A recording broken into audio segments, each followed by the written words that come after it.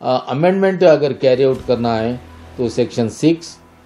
Section 5, section 4 और section 40, 39, 40, 51, 52 and 54, then 87, 83 और 89 के हिसाब से अमेंडमेंट कैरी आउट करके एक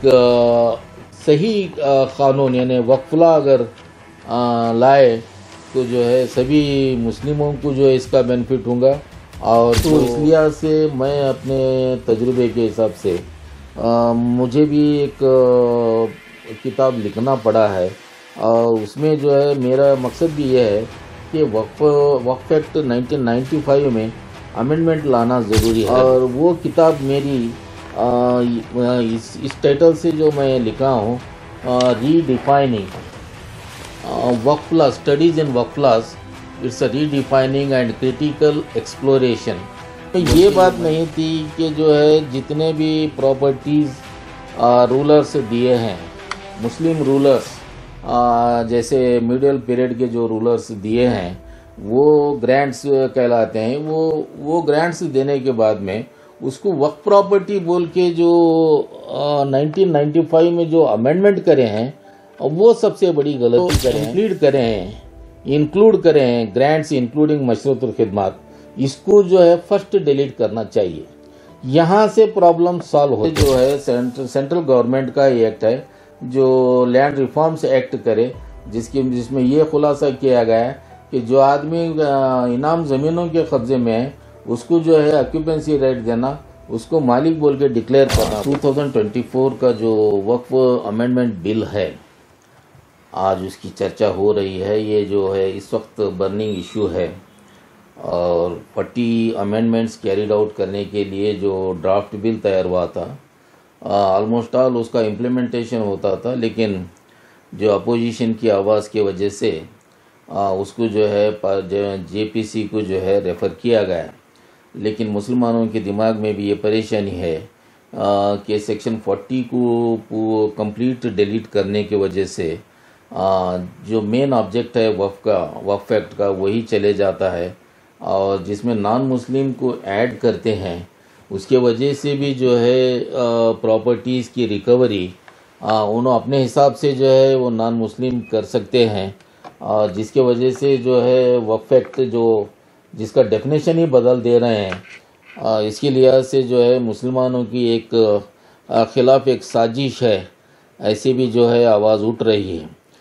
इसमें जो है मैं जो वीडियोस देखा हूँ, जो इमरान मसूद साहब एमपी साहब का कहना है कि सेक्शन 40 को जो है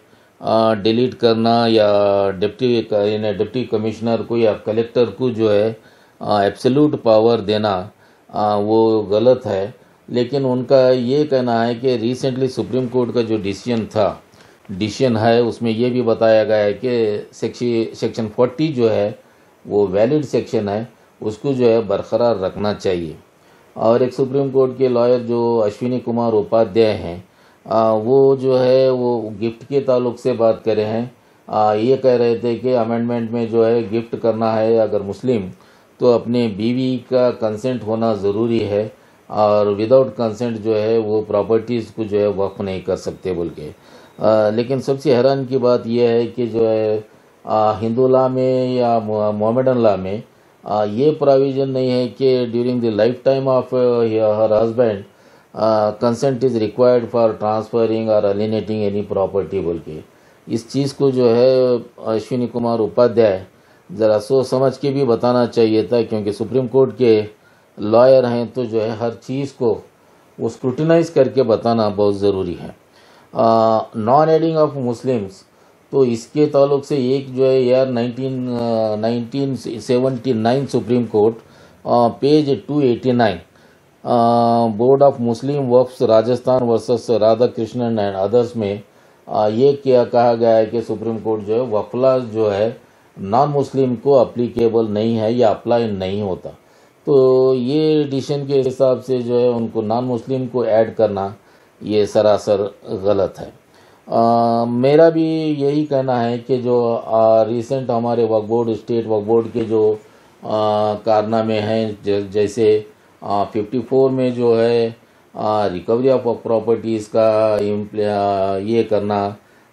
मुहिम शुरू करना, जो 9-10 साल से जो कोशिश कर रहे हैं, जिससे मुस्लिमों को क्या परेशानी हो रही है ये मैं भी जानता हूँ, क्योंकि मुझे 1998 सुप्रीम कोर्ट का जो सैयद अली का केस था,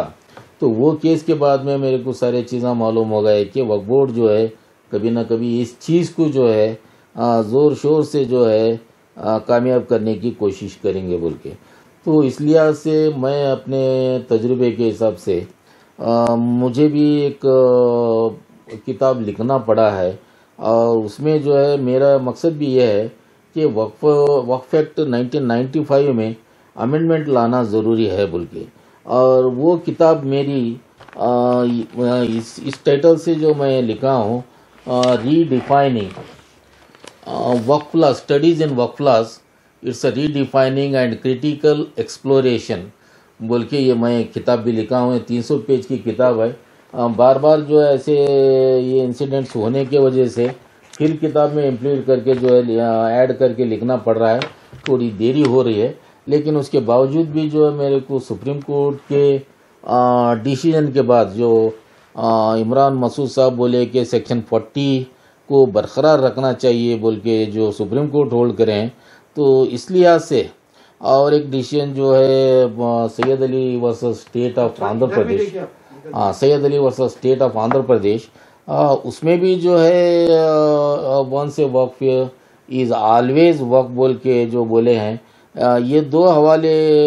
को लेते हुए जो कर्नाटका स्टेट वक्फ बोर्ड जो प्रोसीड कर रही है वो 54 के एक्ट के तहत वो गलत है बोल के उसके अलावा कई जो अमेंडमेंट्स जो है मैं सजेस्ट कर रहा हूँ। मेरे हिसाब से अब मेरा कहना ये है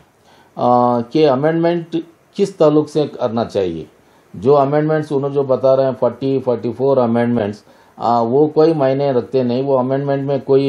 ये नहीं है कि भाई सभी को हेल्प होगा बोल के, ऐसी बात नहीं है। मेरे हिसाब से अमेंडमेंट क्यों होना बोल के, जैसे वक्फ वैलिडेटिंग एक्ट 2013 आया, उसके बाद में जो है वक्फ एक्ट 1954 आया, तो वो वक्फ एक्ट इतने छोटे थे, बोले तो 8-10 पेज, अब ज़्यादा से ज़्यादा 20-25 पेज के हिसाब से भी थे बोले सरकार। तो उसमें ये बात नहीं थी कि जो है जितने भी प्रॉपर्टीज़ रूलर्स दिए हैं, मुस्लिम रूलर्स जैसे मिडिल पीरियड के जो रूलर्स दिए हैं वो ग्रांट्स कहलाते हैं। वो ग्रांट्स देने के बाद में उसको वक्फ प्रॉपर्टी बोल के जो 1995 में जो अमेंडमेंट करे हैं वो सबसे बड़ी गलती करे हैं। तो 1995 का जो अमेंडमेंट सेक्शन 4(1) में ग्रांट्स इंक्लूडिंग मशरूतुल खिदमत आर दी वक्फ प्रॉपर्टीज बोल के बोले हैं। तो इनको कौन से अख्तियारात हैं जो ग्रांट्स और मशरूतुल खिदमत प्रॉपर्टीज बोल के डिक्लेयर करने के लिए, इंटरप्रिटेशन करने के लिए और उनको जो है एक्ट में इम्प्लीड करने के लिए, ये पार्लियामेंटेरियंस की कोई काम नहीं है और उनके कोई अख्तियारात की बात नहीं है जो वक्फ प्रॉपर्टी है या नहीं है बोल के डिक्लेयर करने के। लिहाजा मेरा ये कहना है कि ये जो इम्प्लीड करें हैं, इंक्लूड करें हैं ग्रांट्स इंक्लूडिंग मशरूतुल खिदमत, इसको जो है फर्स्ट डिलीट करना चाहिए। यहाँ से प्रॉब्लम सॉल्व होते हैं। और दूसरी बात गलती ये करें हैं कि यार 1924 प्रीवी काउंसिल का जो डिसीजन है 689 मोहम्मद रजा वर्सेस स्टेट वर्सेस सैयद यादगार हुसैन, ये जो डिसीजन में जो है प्रीवी काउंसिल ये बताए कि grants are not the waqf properties बोल के, उसके बावजूद भी जो है ये वक्फ प्रॉपर्टी बोल के जो है सेक्शन 4(1) में ऐड करें, ये सबसे बड़ी गलती करें, इसको निकालना चाहिए। और उसके बाद में जो है हमारे खुद के हाई कोर्ट का जो रिट पिटिशन था, रिट पिटिशन नंबर 373 जो डिसीजन था 677 of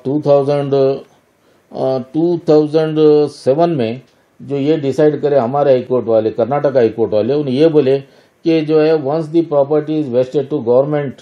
then the question of declaring the property is not to be considered and once the lands are vested to government, then the gazette notification is a nominal document and it cannot be accepted. और 2008 writ appeal में भी जो है इसी बात को जो है कंफर्म किया गया है, जिसकी वजह से मेरा ये कहना है कि जो वक्फ बोर्ड वालों को क्या हर केस के लिए यानी हर लैंड के लिए जो है अलग से डिसीजन होना,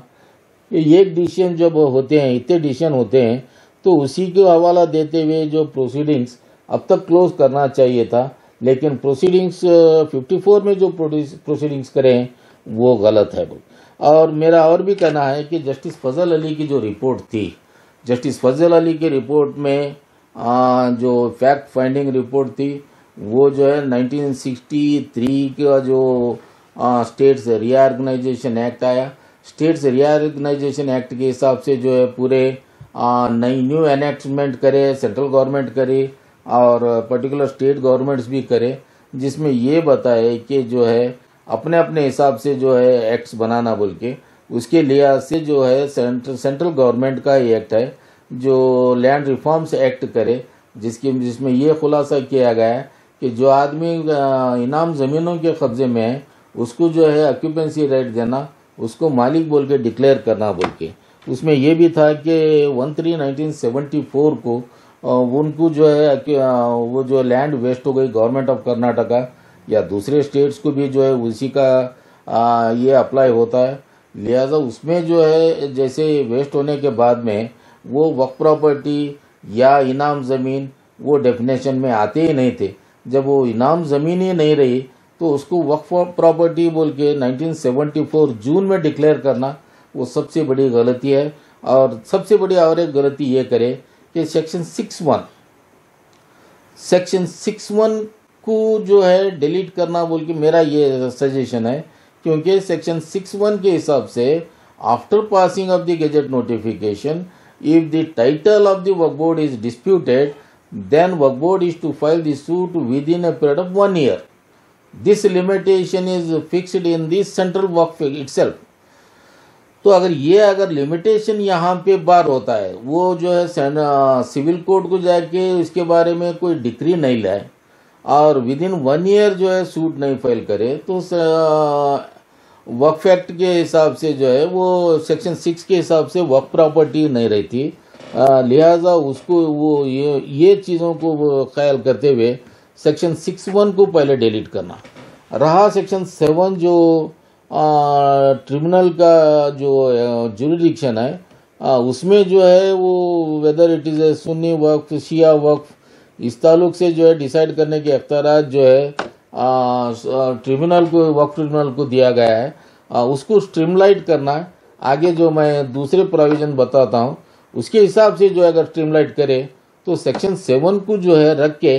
सेक्शन 61 को जो सेक्शन 6 को वक्फ एक्ट से ही निकाल देना, तो ये मेरा एक सजेशन है। इसीलिए सजेशन है कि 1974 जो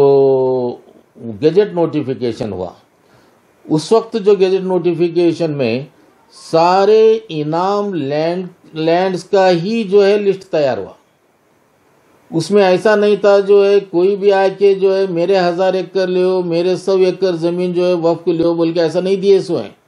आप लिस्ट चेक करिए, पूरी लिस्ट में जो है पूरे इनाम ज़मीनात को जो है वक्फ प्रॉपर्टी बोल के डिक्लेयर करें। ये कैसा होता है जबकि ऑलरेडी इनाम ज़मीनातों का ऑलरेडी जो है दूसरे एक्ट में जो है वो ऑक्यूपेंसी राइट ग्रांट करे और उसके बाद में लैंड ट्रिब्यूनल वाले जो है ऑक्यूपेंसी राइट ग्रांट करे। तो ये दो ऑर्डर्स जो स्टेट गवर्नमेंट के order wasting of the service इनाम लैंड्स टू द गवर्नमेंट और जो है granting occupancy rights, these two orders have reached finality. तो उसके बाद में इसको वक्फ प्रॉपर्टी बोलना ये गलत है। और इसीलिए मैं बता रहा हूँ कि जो है जब के ज़माने में कोई कमांडर या किसी को भी अगर प्रॉपर्टीज ग्रांट देते थे वो सैलरी के तौर पे नहीं रहता था, क्योंकि जब के ज़माने में सैलरी नहीं रहती थी। उसी लिहाज से जो प्रॉपर्टीज जो ग्रांट करते थे वो उनकी अपनी प्रॉपर्टी रहती थी, पर्सनल इनाम रहते थे, सर्विस इनाम रहते थे, जो है जागीर इनाम रहते थे, इस तरीके से जो है प्रॉपर्टीज रहते थे। तो उसको जो है वक्फ प्रॉपर्टीज बोल के सभी एक ही मीनिंग में ला के डिक्लेयर करो बोल के बोलना वो गलत है बोल के। और एक चीज़ इसमें ये भी है कि आप जितने प्रॉपर्टीज रजिस्टर हो रहे हैं, 74 का गेजेट नोटिफिकेशन हुआ, 74 के गेजेट नोटिफिकेशन में फर्स्ट लिस्ट में पूरे इनाम ज़मीनात का रजिस्ट्रेशन हुआ। अब जो वक्फ प्रॉपर्टीज का रजिस्ट्रेशन हो रहा है वो section 36 of the Waqf act 1995 के तहत, और जैसा ही रजिस्ट्रेशन होते हैं रजिस्ट्रेशन सर्टिफिकेट भी जो है ग्रांट करते हैं कि डिक्लेयर करते हैं ये वक्फ प्रॉपर्टी बोल के।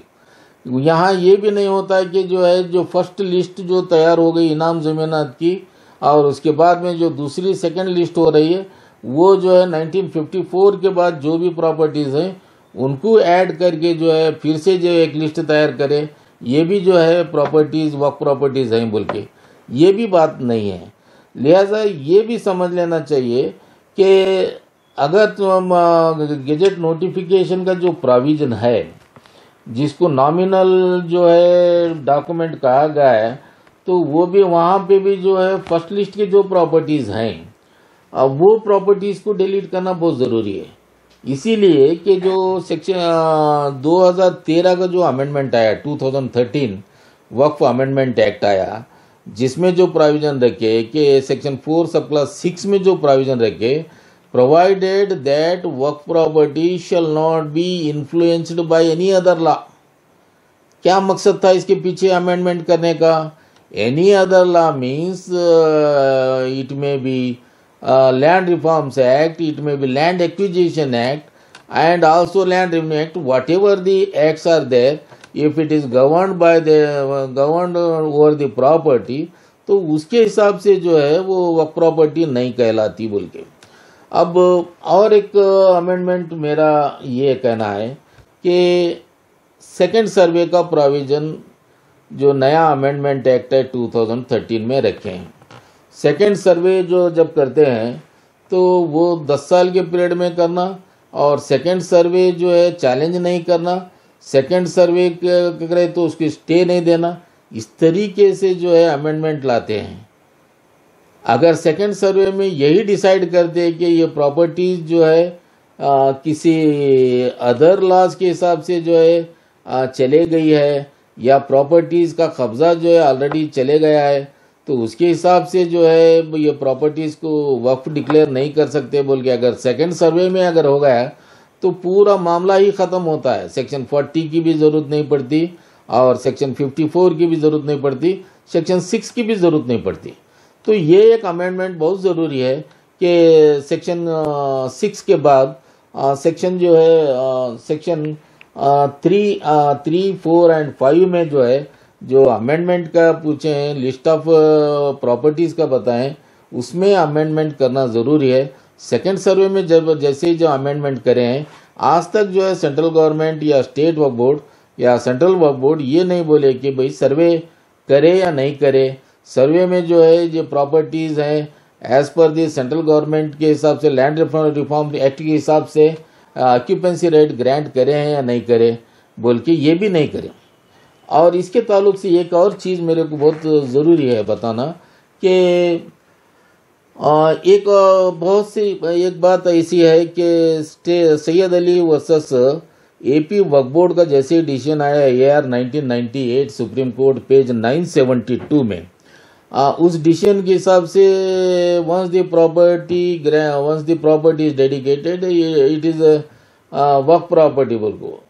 वंस से वक्फ इज ऑलवेज वक्फ बोल के आ गया।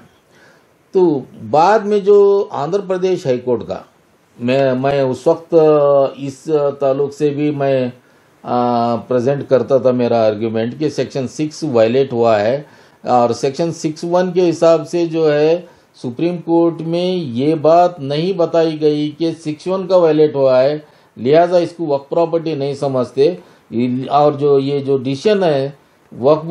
सुप्रीम कोर्ट का वो लागू नहीं होता बोल। लेकिन बाद में जो आंध्र प्रदेश हाई कोर्ट का एक डिसीजन आया AP स्टेट वक्फ बोर्ड वर्सेस माऊर Sundaramma and others, reported in ALD 2007 part 5 page 267, इसमें जो है जैसे मैटर सुप्रीम कोर्ट को गया तो वहाँ पे 6(1) का डिस्प्यूट करे। 6(1) जो है अप्लाई नहीं करे, जो मैंडेटरी जो वक्फ बोर्ड को करना चाहिए था वो नहीं करने की वजह से वक्फ प्रॉपर्टीज डिक्लेयर नहीं करते। बोले सुप्रीम कोर्ट अपनी गलतियों को एक्सेप्ट करा, वो डिसीजन है सुप्रीम कोर्ट के। ये Syed Ali versus AP state Waqf boards AR 1998 page supreme court page 972, board of Muslim Waqf Rajasthan versus Radha Krishna and others AR 1979 page 289 और सिराजुल हक खान वर्सेस सुन्नी सेंट्रल वक्फ बोर्ड वक्फ यूपी AR 1959 पेज 198। तो सुप्रीम कोर्ट ये बताया कि 6(1) में जो हम कंसीडर नहीं करिए डिसीजंस में, ये डिसीजंस को कवर करते हुए तुम 6(1) पे जो है अपना डिसीजन दे के अपना फैसला सुनाओ बोल के जो है रिमांड बैक करे। उसके बाद में इसी डिसीजन में जो है ये माउरू सुंदरम्मा के डिसीजन में आंध्र प्रदेश हाई कोर्ट ने ये डिक्लेयर करे कि 6(1) कंप्लायंस नहीं करने की वजह से ये वक्फ प्रॉपर्टी नहीं होती बोल के। अब इसके बाद में एक और अमेंडमेंट की ज़रूरत है। वो अमेंडमेंट ये है कि सेक्शन 51 और 52 इसका अमेंडमेंट जो है इस वक्त वो लिस्ट में है, लेकिन सेक्शन 54 को ऐड नहीं किया गया। सेक्शन 51, 52 वक्फ प्रॉपर्टीज का सेल करना, विदाउट परमिशन करना, और 52A पनिशमेंट उसके बारे में, ये 3 जो है उसमें ऐड करे हैं। लेकिन वो सेक्शन 40 को अगर ऐड करें और सेक्शन 40 को स्ट्रीमलाइन करे तो ये जो है 51 एंड 52 ये दोनों लागू होते हैं। तो ये चीज़ और एक बताना है मेरे को, सेक्शन 54 जो है CEO को इख्तियारात दिए गए हैं वक्फ प्रॉपर्टीज़ की रिकवरी।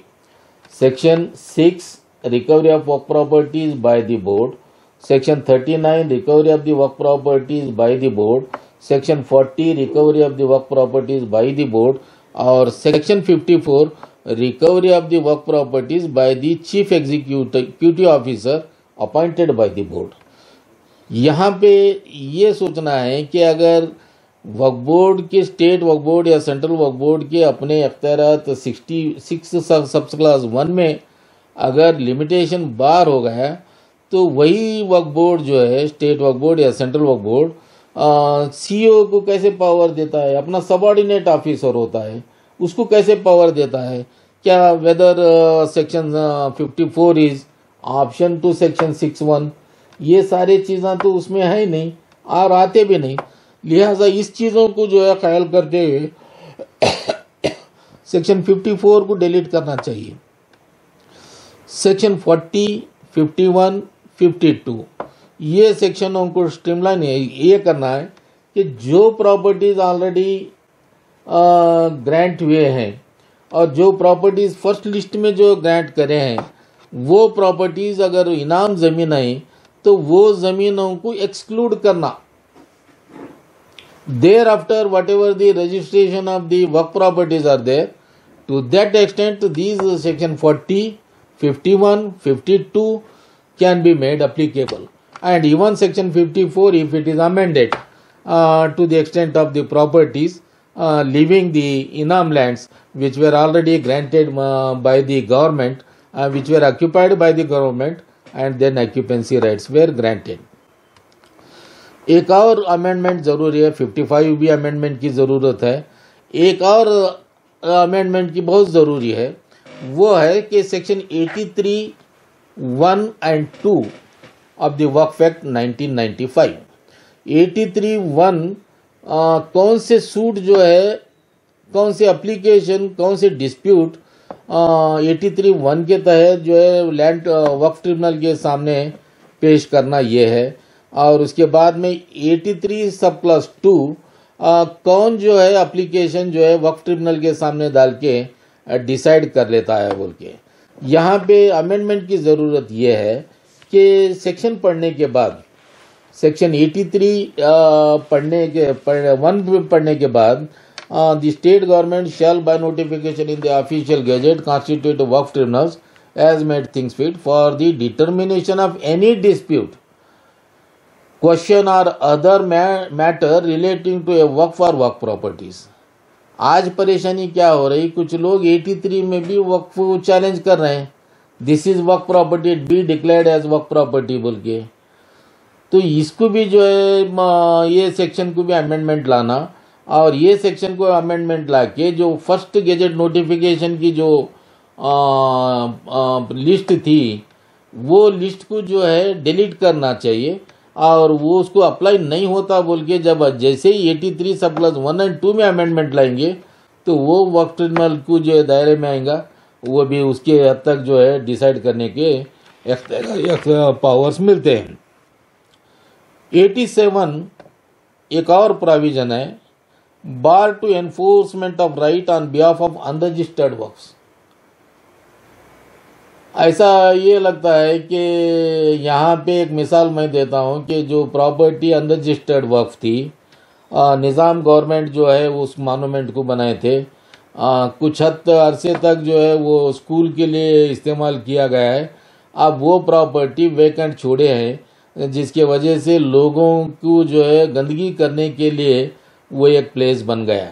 इसी तरीके से अनरजिस्टर्ड वक्फ जितने भी हैं, अनरजिस्टर्ड मॉन्यूमेंट्स जितने भी हैं, आज वो जो है सभी गंदे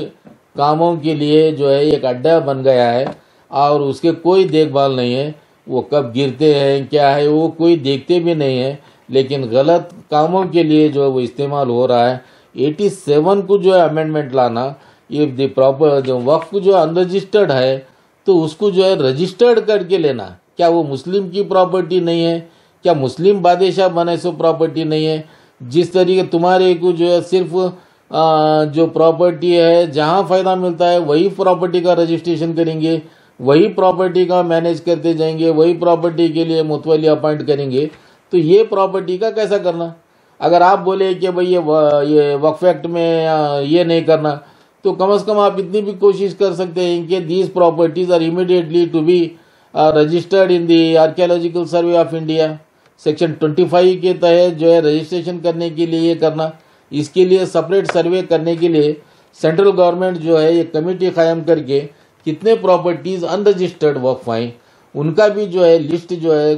जो ESI डिपार्टमेंट को दे के उनको भी रजिस्टर करके मरम्मत करना, उनको भी जो है प्रिजर्व करना, प्रोटेक्शन करना, ये जो है सेंट्रल गवर्नमेंट का भी काम है और ये सेंट्रल वक्फ बोर्ड का भी काम है। इसके लिए से भी जो है अमेंडमेंट की ज़रूरी है। एक और अमेंडमेंट मेरे हिसाब से बहुत ज़रूरी है, सेक्शन 89 जो है notice of suit by the parties against the board. अगर तुम नोटिस नहीं जारी करे, डायरेक्ट सूट फाइल करे तो सूट डिसमिस होता है 89 के तहत 2 महीने की नोटिस देना। जबकि CPC इज अप्लीकेबल बोल के जो सेक्शन 83 सब क्लास 5 और 6 में बताते हैं, CPC is applicable, procedure of CPC is applicable. तो वैसे सूरत में 80 सब क्लास 1 एंड 80 सब क्लास 2 वो जो CPC के वो प्रोविजन भी अप्लाई करे तो जो है सूट फाइल करने से पहले पार्टी जो है एग्जाम्पशन लेके जो है सूट फाइल कर सकते हैं, एप्लीकेशन फाइल कर सकते हैं। अब 2 महीने इंतजार करे तक जो है जमीन आसमान का फर्क जो है प्रॉपर्टीज में हो जाता है, उसकी जिम्मेदारी कौन? वो नुकसान होता है पार्टी को तो उसकी जिम्मेदारी कौन? उसका जो है कंपेंसेट कौन करने वाले? ये चीज़ों को जो है ख्याल करते हुए 89 को अमेंडमेंट सेक्शन 80 सब क्लास 1 और 2 के हिसाब से करना चाहिए, एग्जाम्पशन का प्रोविजन रखना चाहिए। और सेक्शन 90 जब notice of suits by the court रहने के बाद में ये चीज़ों को अमेंडमेंट करने के बाद में सेक्शन 90 की तो ज़रूरत पड़ती ही नहीं, अगर रहा तो भी कोई परेशानी नहीं है, लेकिन 90 को भी जो है सेक्शन 89 के साथ कंटिन्यू किया जा सकता है। एक और अमेंडमेंट जो इस वक्त यहाँ पे जो लिस्ट ऑफ जो अमेंडमेंट में जो बताया उसमें एप्लीकेशन ऑफ लिमिटेशन एक्ट और सेक्शन 107 का जो डिलीट करने के लिए जो सिफारिश करे हैं वो करेक्ट है, उसके लिए डिलीट करना चाहिए। क्योंकि मैं बताया क्योंकि सेक्शन 107 जो है act 36 of 1963 not to apply for recovery of Waqf properties बोल के है। ये जो है वक्फ बोर्ड अपने मनमानी करके जो अमेंडमेंट लाए ये गलत है। इससे पहले जो एक सुप्रीम कोर्ट का डिसीजन आया था फायूद तवक्कल गौरी वर्सेस मद्रास वक्फ बोर्ड जो 2011 का, जिसमें तरुण चटर्जी ने ये ऑब्जर्वेशन किए थे, जज तरुण चटर्जी थे, उन्होंने ये ऑब्जर्व करे थे कि जो 107 आप मनमानी जो है अमेंडमेंट नहीं कर सकते, लिमिटेशन एक्ट आपके हिसाब से अमेंडमेंट वक्फ एक्ट में नहीं कर सकते, ये गलत होता है बोल के उसमें ऑब्जर्व करने के बाद में भी तुम जो है 1995 का जो ये 107 जो ये फिर कंटिन्यू करे हैं, तो सुप्रीम कोर्ट के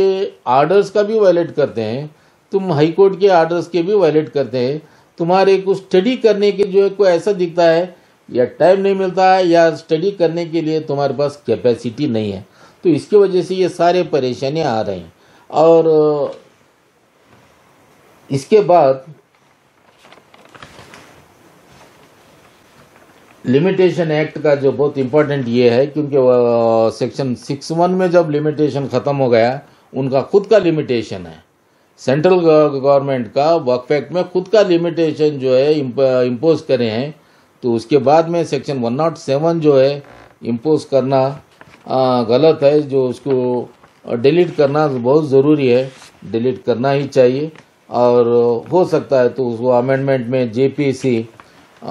डिलीट करेगी बोल के मेरा ये है। ये सारे अमेंडमेंट्स का मैं मेरे किताब में फिर से जो है इंसर्ट करके मैं ये किताब की जो है कापीज़ पूरे सेंट्रल गवर्नमेंट को और जितने भी जो मिनिस्टर्स हैं उनको भेज के अमेंडमेंट अगर कैरी आउट करना है तो सेक्शन 6, सेक्शन 5, सेक्शन 4 और सेक्शन 40, 39, 40, 51, 52 एंड 54, देन 87, 83 और 89 के हिसाब से अमेंडमेंट कैरी आउट करके एक सही कानून यानी वक्फला अगर लाए तो जो है सभी मुस्लिमों को जो है इसका बेनिफिट होगा और जो रीसेंट जो वक्फ प्रॉपर्टीज़ हैं उनका प्रोटेक्शन होगा। और जो बात करते हैं कि 9 लाख प्रॉपर्टीज़ वक्फ प्रॉपर्टीज़ हैं, वो आपकी जो बात है वो ख़त्म हो जाएगी, वक्फ बोर्ड की भी जो बात है वो भी ख़त्म हो जाएगी। मेरी एक उम्मीद है कि वक्फ एक्ट को जो अमेंडमेंट लाते हैं वो इस हिसाब से अगर अमेंडमेंट लाए तो सबका भला होगा और सेंट्रल गवर्नमेंट भी जो अपने इससे बचेगी बोल के ये उम्मीद के साथ मैं कंक्लूड करता हूँ। Thank you.